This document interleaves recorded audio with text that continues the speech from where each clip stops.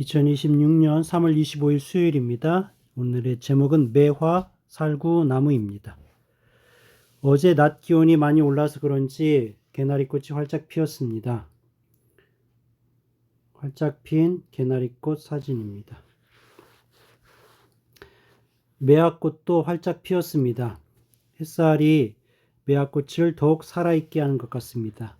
위의 사진은 낮에 찍은 매화고요. 밑에는 저녁 때 찍은 매화입니다. 똑같은 나무, 똑같은 사진인데 햇살에 따라서 다르게 나오지요. 그리고 이 매화는 우리 집 앞에 있는 매화를 좀 확대해서 찍어본 겁니다.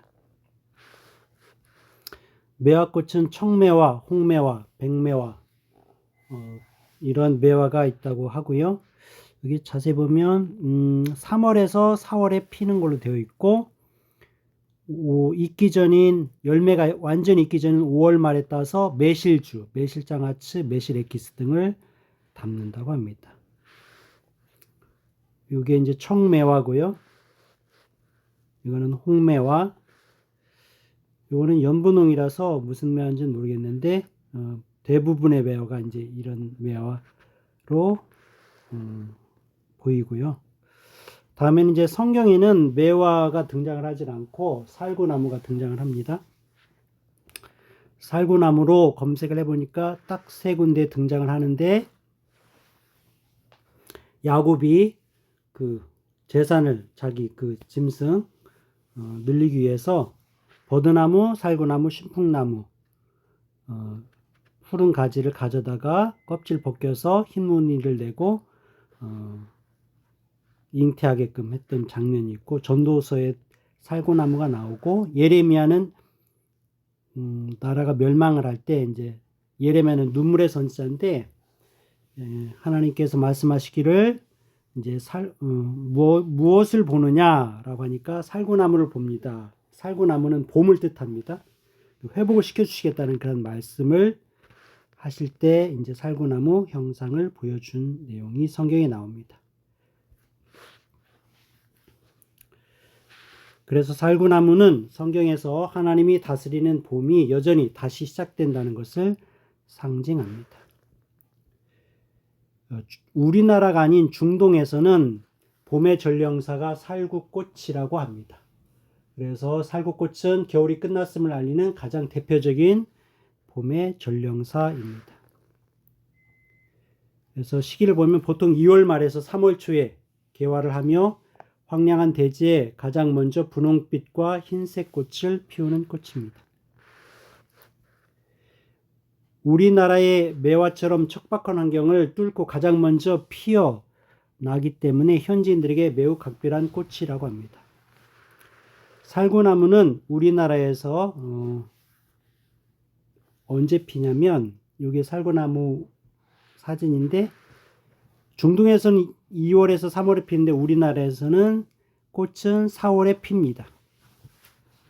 그리고 자세히 보면 꽃받침이 5장이며 홍자색이고 뒤로 젖혀진대요. 그러니까 매화는 조금 안으로 모여지는데 이건 조금 뒤로 젖혀지는 걸 보면 꽃잎이 조금 얇다라고 보면 될 것 같고요. 성경에 왜 살구꽃이 등장을 하냐면 봄의 전령사이기도 하고 성막의 등잔대에 새겨진 꽃이기도 합니다.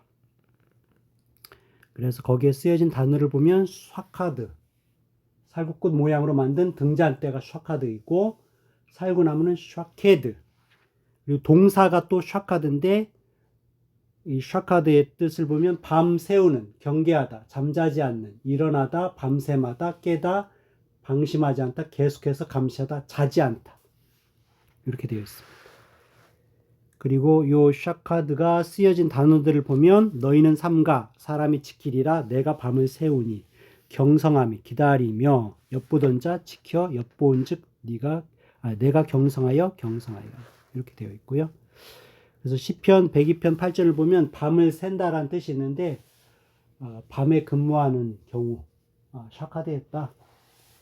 우리 가족 중에서 이제 밤에 근무하는 경우 그 전에도 있었고 있는데 그때 이제 샤카드했다라고 하면 되고 내가 20살 때 다녔던 교회 이름이 경성교회거든요. 샤카드 교회라는 뜻이에요.